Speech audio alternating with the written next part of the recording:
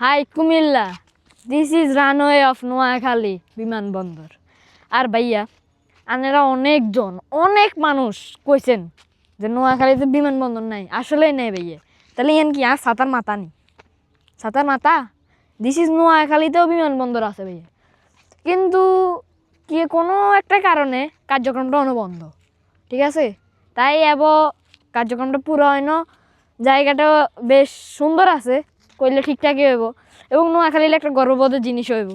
এবং নোয়াখালীতে অনেক মানুষ আছে প্রবাসী, তাদের জন্য একটা সহজ জায়গা।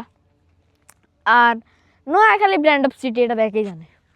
নোয়াখালী শুধু একটাই দাবি ভাই, ছোট্ট একটা দাবি, বিভাগ চাই।